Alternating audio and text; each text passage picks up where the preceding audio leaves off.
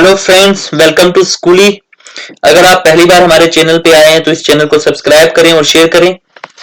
और वीडियो देखने के बाद कमेंट सेक्शन में बताइएगा कि आपको वीडियो कैसी लगी।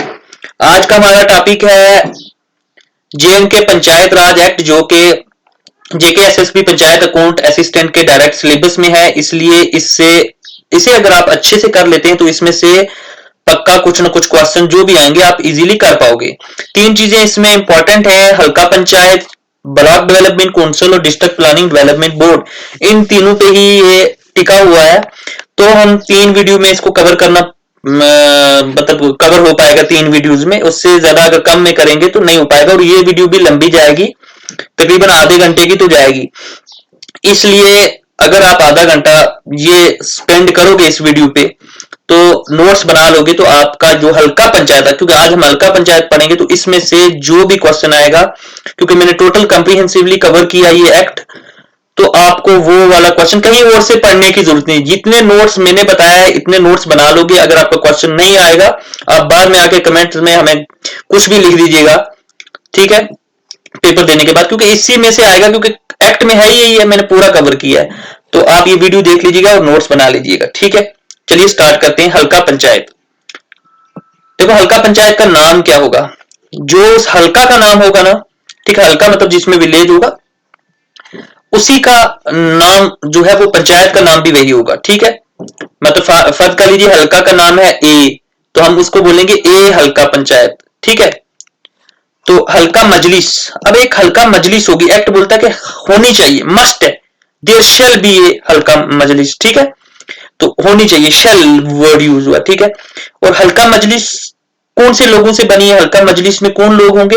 वो सारे लोग जिनका इलेक्टोरल रोल में नाम होता है वो हल्का मजलिस का पार्ट होते हैं।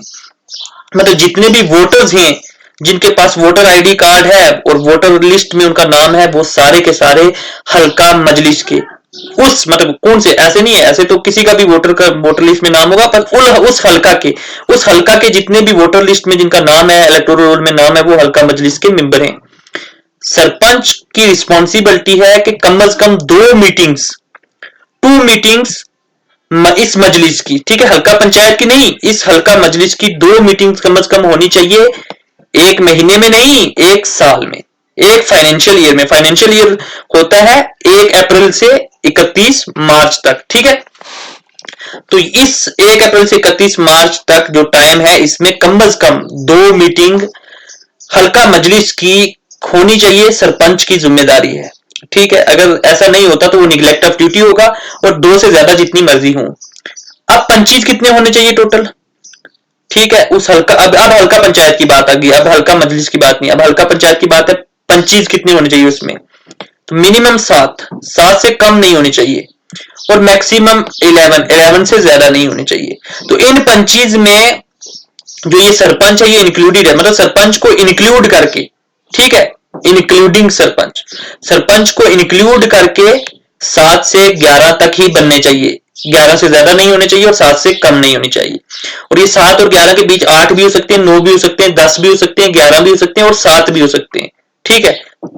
तो अब सरपंच को इंक्लूड करके, अब ये बीच में बेसिकली एक्चुअली कितने रहेंगे? 10 रहेंगे, 9 रहेंगे, 8 रहेंगे, ये चीज कोई प्रिस्क्राइब्ड अथॉरिटी जो है वो टाइम टू टाइम बताती रहेगी, उसके हिसाब से रहेंगे। रिजर्वेशन, जी हाँ, कुछ हल्का की सीट्स जो हैं, पंचीज की जो सीट्स हैं किसी हल्का से, वो शेड्यूल कास्ट के लिए और शेड्यूल ट्राइब के लिए रिजर्व रहेंगी। अभी रिजर्वेशन कितनी होगी? तो अगर क्वेश्चन आता है 1/3 रिजर्वेशन होगी, गलत होगा। ये रिजर्वेशन जितनी उनकी पॉपुलेशन है उसके हिसाब से होगी। मतलब अगर उनकी पॉपुलेशन 33% है तो उनकी रिजर्वेशन 33%। अगर उस हल्का में उनकी पॉपुलेशन की रेशो जो है या परसेंटेज जो है वो 55% है, तो उनकी रिजर्वेशन मतलब टोटल जो पंचीज की सीट है उनमें से 55% सीट्स जो हैं वो रिजर्व्ड होंगी। मिसाल के तौर पे मान लेते हैं टोटल पंचीज प्लस सरपंचीज मिला के 9 बनते हैं, 9 कॉन्स्टिट्यूएंसीज हैं उस हल्का में। तो अब टोटल पॉपुलेशन वहां शेड्यूल ट्राइब की मान लेते हैं 33% है, तो 33% ऑफ 9 मतलब उन 9 कॉन्स्टिट्यूएंसीज में से 3 कॉन्स्टिट्यूएंसीज शेड्यूल ट्राइब के लिए रिजर्व्ड होंगी। वो 3 कौन कौन सी होंगी? वो रोटेशन होती रहेगी, ठीक है। वो हम कॉन्स्टिट्यूएंसी बाय रोटेशन, मतलब वो एक साल पे ABC हो सकती है, दूसरे साल पे BCD हो सकती है, वो मतलब रोटेशन होती रहेगी। हो सकता है आपकी जो कॉन्स्टिट्यूएंसी है उसकी सीट रिजर्व हो शेड्यूल ट्राइब के लिए एक साल, दूसरे साल वो नहीं होगी, रोटेशन पे चलता है। जब पूरी खत्म हो जाएंगी फिर वापस से वही रोटेशन स्टार्ट। अब ये जो रिजर्व्ड है, मिसाल मान लेते हैं शेड्यूल ट्राइब की एग्जांपल ले लेते हैं, शेड्यूल कास्ट की भी ले सकते हैं। 9 टोटल कॉन्स्टिट्यूएंसीज हैं और उनमें से 3 मान लेते हैं शेड्यूल ट्राइब के लिए रिजर्व्ड हैं, तो 1/3 ऑफ दीज रिजर्व्ड, ये याद रखना, 1/3 ऑफ दीज रिजर्व्ड सीट, मतलब रिजर्व सीट कितनी है 3, और 3 का 1/3 निकालेंगे 1, तो मतलब वो किसके लिए होना चाहिए, औरत के लिए, औरतों के लिए, वो एक औरत मतलब होगी उन रिजर्व्ड में। तो ये याद रखना, औरत को डबल रिप्रेजेंट रिजर्वेशन है औरतों को, एक जो शेड्यूल ट्राइब जो शेड्यूल कास्ट के लिए रिजर्वेशन है वर्टिकल, उसमें हॉरिजॉन्टल रिजर्वेशन औरतों के लिए भी है, मतलब उनमें आगे औरतें भी होनी चाहिए, ठीक है। और दूसरी आगे टोटल रिजर्वेशन औरतों के लिए वर्टिकल, मतलब अगर 5 की सीट्स टोटल 9 है, ठीक है, पहले हमने किया 3 का 1/3 निकाला तो 1 दिया, अगर 5 की सीट्स टोटल 9 ले लेते तो 9 का 1/3, ठीक है, वो आएगा 3, तो टोटल औरतें कितनी होनी चाहिए 3, उन 3 में ये ऊपर वाली भी इंक्लूडेड है, ठीक है। वो ऊपर वाली जो रिजर्व्ड सीट थी औरत की वो मिला के 3 होनी चाहिए, ठीक है। तो ये आपने याद रखना है। इस पे क्वेश्चन आगे हम एमसीक्यूज लेके आएंगे, आपको और क्लियर होगा। ये दोबारा वीडियो पॉज करके अच्छे से सुन लीजिएगा। औरत को डबल रिजर्वेशन है, ठीक है। सरपंच जो है वो डायरेक्ट इलेक्शन होगा, इस एक्ट के तहत सरपंच का डायरेक्ट इलेक्शन होगा, नायब सरपंच का इनडायरेक्ट इलेक्शन होगा, ठीक है। नायब सरपंच का इनडायरेक्ट इलेक्शन, इनडायरेक्ट इलेक्शन मतलब आप और हम लोग, जो आप हल्का के लोग हो वो वोट नहीं दोगे, जो आप पंची सिलेक्ट करोगे, पंची जो है जब उनकी सबसे पहली नोटिफाइड मीटिंग होगी तो उसके बाद वो अपना नायब सरपंच वो इलेक्ट करेंगे, पंच इलेक्ट करते हैं नायब सरपंच, तो इनडायरेक्ट इलेक्शन होता है। इंपॉर्टेंट पॉइंट है। पंचीज का इलेक्शन कैसे होगा, वो टाइम टू टाइम उसके लिए अलग अलग रूल्स आते रहेंगे, उनके हिसाब से होगा। ये सबसे इंपॉर्टेंट पॉइंट है। विलेज लेवल वर्कर या जिसको ग्राम सेवक बोलते हैं, वो सेक्रेटरी होगा हल्का पंचायत का, ठीक है। वो यहां वीडियो लिख देंगे तो वीडियो नहीं, VLW ग्राम सेवक होता है, सेक्रेटरी होता है हल्का पंचायत का। और Halqa Panchayat as a corporate body act करेगी, मतलब एक रजिस्टर्ड बॉडी होगी जिसपे आप केस कर सकते हो और वो आप पे भी केस कर सकती है, ठीक है। कोर्ट में ये केस चल सकता है तो आप उसको स्यू कर सकते हो, वो आपको स्यू कर सकती है, ठीक है। टर्म ऑफ ऑफिस, कितने साल एक बार सरपंच, पंच या नायब सरपंच इलेक्ट हो गए तो कितने साल वो ऑफिस में रहेंगे, 5 साल तक। ये 5 साल कहां से गिनेंगे, from the date of the constitution of the हल्का पंचायत, जिस दिन हल्का पंचायत बन गई थी। ये पता कैसे चलेगा किस दिन बनी थी, वो गवर्नमेंट एक नोटिफिकेशन जारी करती है कि आज हल्का पंचायत कॉन्स्टिट्यूट हो गई है, तो उस डेट से जिस दिन वो नोटिफिकेशन आया होगा आगे 5 साल गिनेंगे। तो ये याद रखना, यहाँ पे ये क्वेश्चन अच्छे से बन सकता है कि वो लिख देंगे from the date of first meeting, तो आपने याद रखना नहीं, फर्स्ट मीटिंग नहीं है, from the date of constitution of Halqa Panchayat है। तो ये अगर मेरे साथ आप मेरे एमसीक्यूज बनाए हुए करोगे तो आपको अच्छे से चीजें रट जाएंगी, क्योंकि मैं ऐसी छोटी छोटी चीजें जो है बीच में रख दूंगा, ठीक है। 5 ईयर के लिए 6 ईयर तो कोई भी लिख देगा, कोई भी क्वेश्चन बना लेगा, but from the date of constitution ये ऐसे यहाँ पे टफ क्वेश्चन बनते हैं। डिस्क्वालिफिकेशन, कौन कौन से ग्राउंड्स पे एक बार जो पंच बन गया, सरपंच बन गया, नायब पंच बन गया, वो डिस्क्वालीफाई हो सकते हैं, और कौन कौन से ग्राउंड्स पे वो फ्यूचर के लिए डिस्क्वालीफाई हो सकते हैं कि फ्यूचर में वो नहीं बनेंगे, नहीं बन पाएंगे, इलेक्शन नहीं लड़ पाएंगे। तो क्या क्या रीजन हो सकते हैं, अगर आपके पास स्टेट की पीआरसी नहीं है, आप पीआरसी का चक्कर रहा नहीं, स्टेट ऑफ सब्जेक्ट का चक्कर रहा नहीं क्योंकि डोमिसाइल आ गया है, बट ये हमने आपके सिलेबस में 2018 तक जो एक्ट में अमेंडमेंट हुई थी वही आएंगी 2018 तक। तो ये डोमिसाइल तो रिसेंट बात है, तो अभी अपनी इस एक्ट से क्वेश्चन आता है अगर, तो यही लिखना है, जिस शख्स के पास पीआरसी ऑफ नहीं है, मतलब जो permanent resident of state of JNK नहीं है, वो डिस्क्वालीफाई हो जाएगा, वो पंच सरपंच नहीं बन सकता। जो बंदा गवर्नमेंट की कोई जॉब करता है या लोकल, मतलब इसी लोकल बॉडी डिस्ट्रिक्ट के अंदर कोई काम करता है, या कोई और ब्लॉक डेवलपमेंट काउंसिल के अंदर कोई काम करता है, हल्का पंचायत के अंदर कोई काम कर रहा है, वो नहीं लड़ सकता सरपंच पंच के इलेक्शन। अगर वो लड़ने हैं तो ये जॉब आपको छोड़नी पड़ेगी। फिर 25 साल से बड़ा होना चाहिए, अगर 25 साल से छोटा है तो डिस्क्वालीफाई हो जाएगा। ये 25 साल इंपॉर्टेंट क्यों है?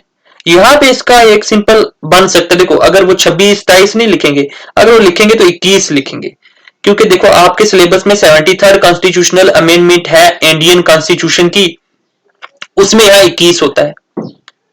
तो आपने जब वो भी पढ़ा होगा तो ये भी पढ़ा होगा, तो आप दोनों में कंफ्यूज होगे। तो ये पॉइंट याद रखने का होता है। 25 है, यहाँ पे 25 है और वहां पे 21 है, 25 से ज्यादा होना चाहिए। फिर अगर कोई कोर्ट लिख के बोल दे कि कोई बंदा दिमाग से पैदल है, अनसाउंड माइंड है, अनसाउंड माइंड का कोई बंदा है, तो वो बंदा डिस्क्वालीफाई हो जाएगा, ठीक है, वो नहीं लड़ पाएगा। और ये मेरे आपके कहने से कुछ नहीं होगा, कोर्ट को कहना चाहिए। कोई बंदा है जो इंसॉल्वेंट हो गया, मतलब उसका दिवालिया निकल गया है, तो वो भी कोर्ट को कहना चाहिए, हमारे आपके कहने से नहीं होगा, तो वो बंदा भी नहीं लड़ पाएगा। फिर अगर कोई सैलरीड सर्वेंट है, हम ऊपर भी पढ़ चुके हैं, हल्का पंचायत, हल्का पंचायत ने आगे कोई नौकर चाकर रखा है, कोई स्वीपर वगैरह रखा हुआ है, ठीक है, और वो उसको सैलरी भी देती है, हल्का पंचायत सैलरी देती है, हल्का पंचायत फंड से देती है, तो वो सैलरी भी देती है, तो वो शख्स भी, ऐसा शख्स भी जब तक वो जॉब नहीं छोड़ेगा वो इलेक्शन नहीं लड़ सकता। कोई लंबरदार, कोई चौकीदार है, तो वो भी डिस्क्वालीफाई हो जाएगा, वो भी इलेक्शन नहीं लड़ सकता। देखिए सारे ऑफिस ऑफ प्रॉफिट बोलते हैं इनको, ये ऑफिस ऑफ प्रॉफिट होते हैं, इनमें उनको ऑलरेडी प्रॉफिट मिल रहा है, तो वो अगर ये वाली जवाब भी रखेंगे सरपंच और पंच की, तो इससे कंफ्लिक्ट ऑफ इंटरेस्ट आ सकता है। ये अपने इस पंच होने का नाजायज फायदा उठा सकते हैं, सरपंच होने का नाजायज फायदा उठा सकते हैं, इसलिए ये दो चीजें नहीं रखी जाती। क्राइम, अगर कोई बंदा क्रिमिनल है तो क्या किसी ने चोरी की, छोटी मोटी चोरी की, 6 महीने की सजा होगी तो डिस्क्वालीफाई होगा? नहीं।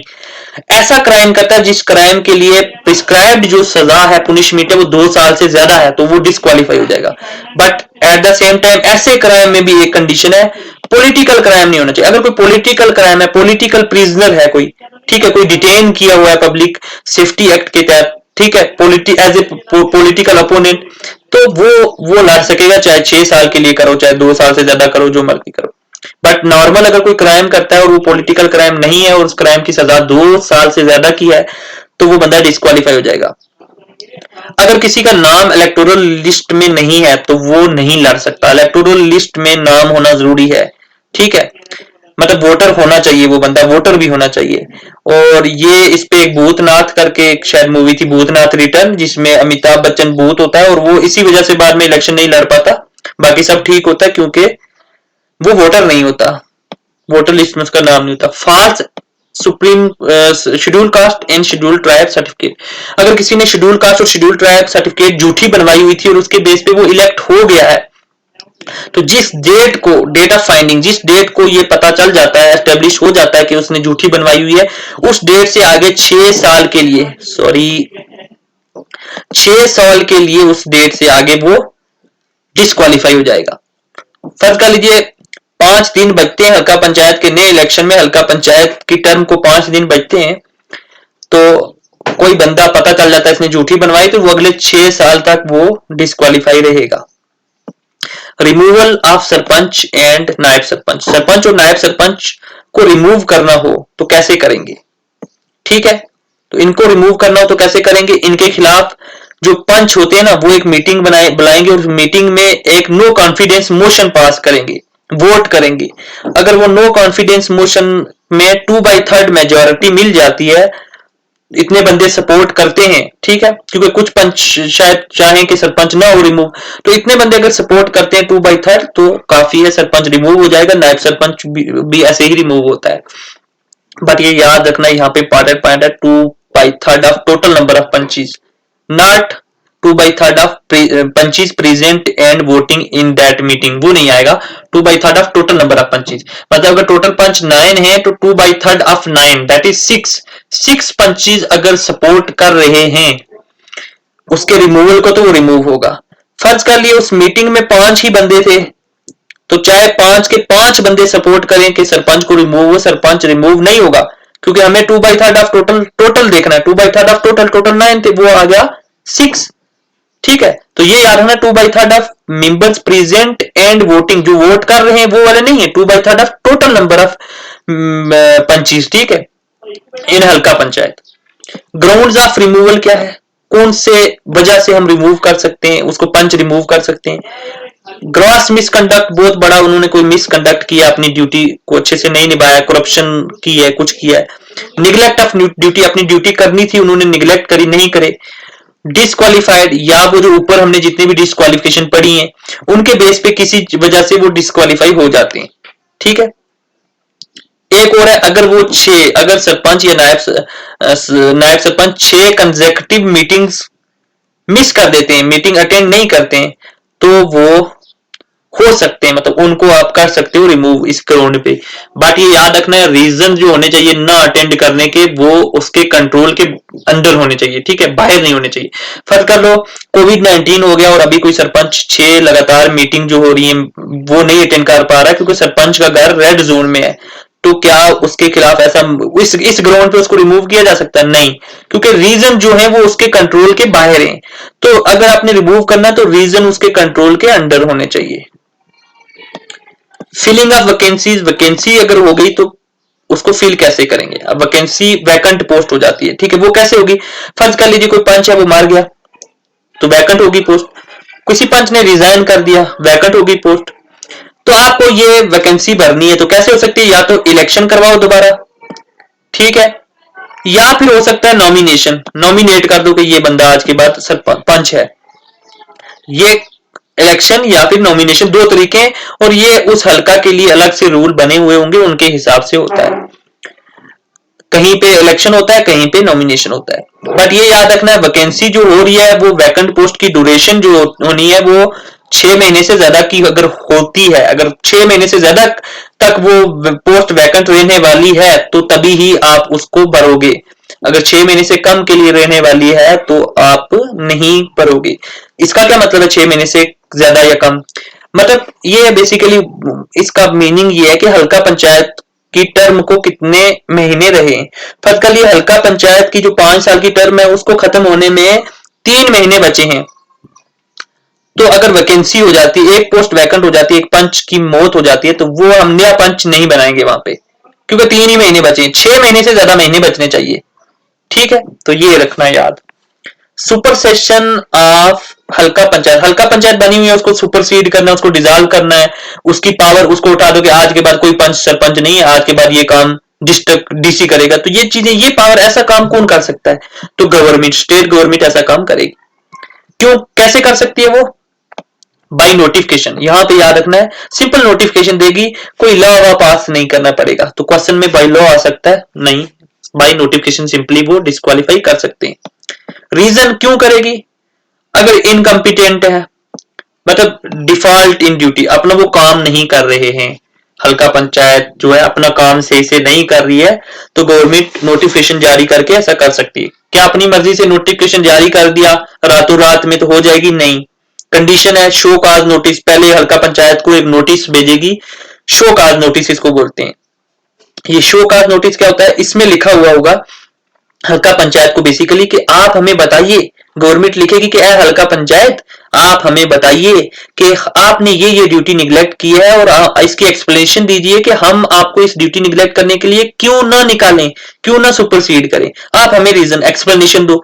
तो ये मस्ट है, ये करना ही पड़ेगा उसको। और जो पंचायत है हल्का पंचायत, वो एक्सप्लेनेशन देगी, रीजन देगी क्यों भाई हमें ना निकाला जाए, ये गलती हमसे ऐसे होगी या नहीं हुई गलती, आपके पास गलत इंफॉर्मेशन है, हमने ड्यूटी करी है। तो ये सब चीजें, उस एक्सप्लेनेशन वो सही दे रहे हैं, गलत दे रहे हैं, कितनी वैलिड है, तो ये चीज डिसाइड करेगी पंचायत एडवाइजरी कमेटी। ये पंचायत एडवाइजरी कमेटी भी इसी एक्ट के तहत बनती है। और ये पंचायत एडवाइजरी कमेटी रिकमेंडेशन, अपनी रिकमेंडेशन किसको देगी कि हाँ भाई नहीं ये झूठ बोल रहे हैं, इनको रिमूव कर दो या मत रिमूव करो, सही बोल रहे हैं। ये रिकमेंडेशन देगी रूरल डेवलपमेंट डिपार्टमेंट को। ठीक है, और उसके बाद फिर वो इसकी रिकमेंडेशन के हिसाब से या रिमूव करेंगे, सुपरसीड कर देंगे या नहीं करेंगे। अगर सुपरसीड हो जाती है हल्का पंचायत तो उसके इलेक्शंस 6 महीने के अंदर अंदर होने चाहिए। 6 महीने के अंदर अंदर इलेक्शन होने चाहिए। रेजिग्नेशन, रिजाइन करना है, अगर कोई सरपंच, पंच या नायब सरपंच रिजाइन करना चाहता है तो कैसे करेंगे? तो वो रिजाइन किसको लिख के देंगे? किसी प्रिस्क्राइब्ड अथॉरिटी को। ये आपने याद रखना है। वो मतलब एक्ट जो है उस वक्त डिफाइन करेगा कि फलानी अथॉरिटी को देना है तो देंगे। अगर वहां पे क्वेश्चन में ये लिखा होता है जो पंचीज हैं वो अपना रेजिग्नेशन जब देते हैं तो वो सरपंच को लिख के देते हैं, रिजाइन लिख के सरपंच को देते हैं, तो गलत हो जाएगा। नहीं, पंच हो, सरपंच हो, नायब सरपंच हो, वो प्रिस्क्राइब्ड अथॉरिटी जो होगी, अथॉरिटी प्रिस्क्राइब की जाएगी, उसको रिजाइन करेंगे, ना कि सरपंच को या एक दूसरे को। ठीक है, अगर यहाँ पे डीसी लिखा होगा तब भी नहीं, जो प्रिस्क्राइब्ड अथॉरिटी होगी हर एक एरिया की अलग अलग होगी, आपने इस एक्ट के हिसाब से चलना है। पावर एंड फंक्शंस ये उतना इंपॉर्टेंट नहीं है, वैसे आपको थोड़ा बहुत आइडिया होना चाहिए क्या क्या पावर रहती है इनकी। ये प्लान्स जो है डेवलपमेंट प्लान्स, हल्का पंचायत जो है वो प्रिपेयर भी कर सकती है, खुद भी बनाएगी और इंप्लीमेंट भी करेगी। डेवलपमेंट प्लान्स मतलब कहीं पे बंद वगैरह बनाना है, कैनाल बनाना है, रोड बनानी है, ठीक है, हेल्थ के लिए कोई डिस्पेंसरी वगैरह का काम करना है, ये सब।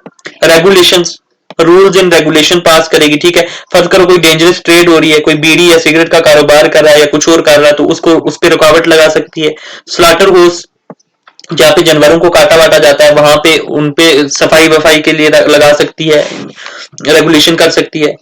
पॉवर्टी को खत्म करने के लिए जो प्लान है उनको इंप्लीमेंट करेगी, जैसे integrated rural development programme, national rural employment programme वगैरह। और अदर काम जो मतलब इसको डिस्ट्रिक्ट प्लानिंग डेवलपमेंट बोर्ड इसको कुछ काम दे दे, या गवर्नमेंट ऑफ स्टेट दे दे, या इसको ब्लॉक डेवलपमेंट काउंसिल जो काम दे दे वो भी करने पड़ेंगे। सबसे इंपॉर्टेंट हल्का पंचायत फंड, तो ये एक्ट कहता है कि Halqa Panchayat fund, there shall be Halqa Panchayat fund, हल्का पंचायत फंड होना ही होना चाहिए। जैसे मजलिस था ना, हल्का मजलिस होना ही चाहिए, वैसे हल्का पंचायत फंड मतलब जिससे सारा खर्चा जो करेगी हल्का पंचायत इस फंड से पैसा निकाल के करेगी। इस फंड में पैसा आएगा कहां, मतलब कहां कौन कौन सी सोर्स से आता है, तो हल्का पंचायत देखिए टैक्स लगा सकती है अपने हल्का के लोगों पे, उनसे कोई फी वगैरह कलेक्ट कर सकती है, कोई दुकानदारी करता है तो उससे टैक्स लगा सकती है उस पे। प्रोसीड फ्रॉम प्रॉपर्टी, हल्का पंचायत की कोई प्रॉपर्टी है, पंचायत की प्रॉपर्टी में तो कोई ग्रास लैंड है जिसमें लोग अपने मवेशी चुराते हैं तो उन पे फी लगा सकती है, उनसे जो पैसा इसको आ गया। कोई इसके पास लैंड थी, वहां पे किसी ने सर्कस लगाई है, किसी बॉडी ने आके सर्कस वालों ने, तो उन सर्कस वालों से जो रेंट वगैरह लेगी वो आ जाएगा। ऐसे मतलब बहुत सारी जो पैसा आएगा वो भी हल्का पंचायत के फंड में जाना चाहिए। इसने कोई केस लड़ा कोर्ट में और कोर्ट ने इसको कोई compensation they the, fee they the, fine they दिए, कलेक्ट करके करने की इजाजत दे दी, तो वो वाला पैसा भी हल्का पंचायत फंड में जाएगा।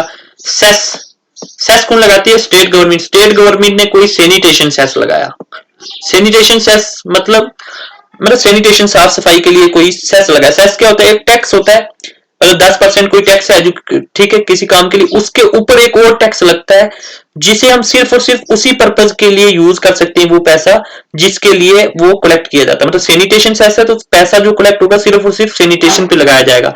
स्टेट गवर्नमेंट ये सेस लगाएगी और फिर वो पैसा इस हल्का पंचायत फंड में दे देगी। डोनेशन, अगर कोई बंदा डोनेट करता है तो वो पैसा भी हल्का पंचायत के फंड में जाएगा। ग्रांट्स, गवर्नमेंट ग्रांट देती है, ठीक है। ग्रांट्स और लोन्स में क्या फर्क होगा, लोन्स में इंटरेस्ट होता है और ग्रांट्स में इंटरेस्ट बहुत जीरो मतलब ऑलमोस्ट नील होता है, ठीक है, इंटरेस्ट नहीं देना पड़ता, सिर्फ प्रिंसिपल देनी पड़ती है वापस। तो ग्रांट्स जो है वो भी हल्का पंचायत के फंड में आएंगी। फिर कोई स्पेशल ग्रांट है, जैसे कोई बैकवर्ड हल्का जो है वो बैकवर्ड है तो उसको स्पेशल ग्रांट भी दी जा सकती है, वो भी हल्का पंचायत फंड में होगी। इसकी पावर्स क्या है, और इम्पोजिशन, ये टैक्स इंपोज कर सकती है और फी इंपोज कर सकती है, टैक्स लगा सकती है। बट गवर्नमेंट जो स्टेट गवर्नमेंट चाहे तो अगर ये 10% टैक्स लगाए तो वो इसको मॉडिफाई करके 5% वगैरह कर सकती है।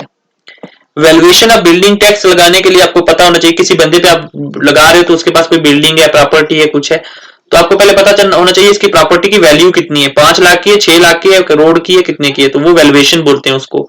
तो आप वो वैल्यूएशन करने के लिए उसकी प्रॉपर्टी में आपको जाना पड़ेगा, उसके एरिया में आपको जाना पड़ेगा, और वो बंदा अगर जाने ना दे तो उसको सरपंच 24 घंटे का नोटिस देगा।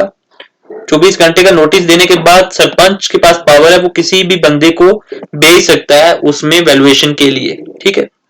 ऑडिट, इनका हल्का पंचायत फंड का जो है ऑडिट कौन करेगा कि कहां इन्होंने कितना पैसा खर्च किया, कितना खा गए, क्या किया, कोई प्रिस्क्राइब्ड अथॉरिटी होगी, ठीक है, कोई प्रिस्क्राइब्ड अथॉरिटी होगी।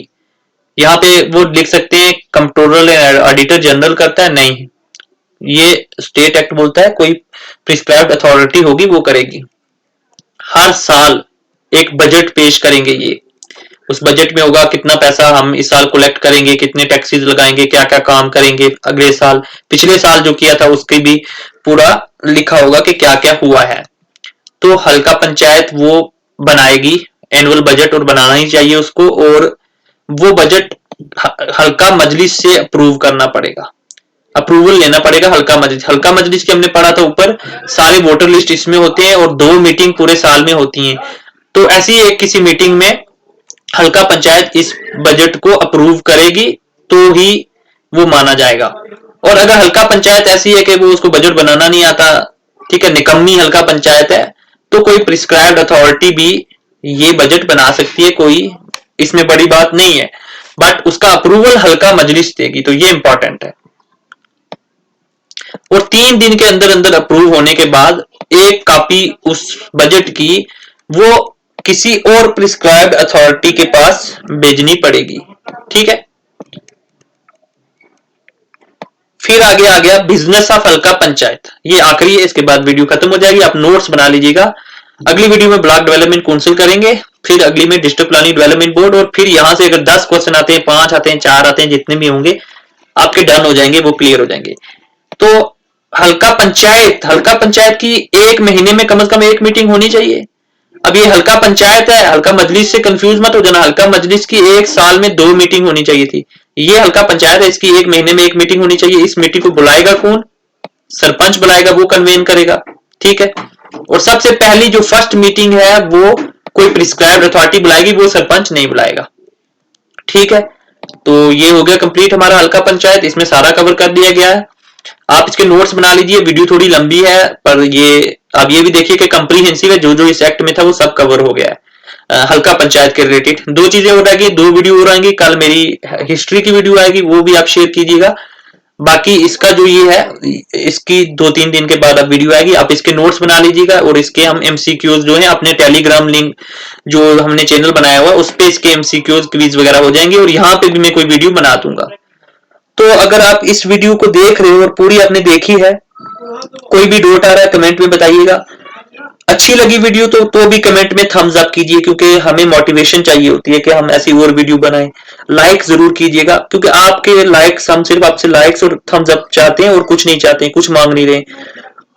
आपको अगर अच्छी लगती है आप लाइक और वो थम्स अप करिएगा, ताकि हमें पता चले कि आपको लाइक लग रही है, दूसरे को बताना भी जरूरी होता है ताकि वो मोटिवेट रहे। तो आज के लिए इतना ही काफी है, शुक्रिया, थैंक यू।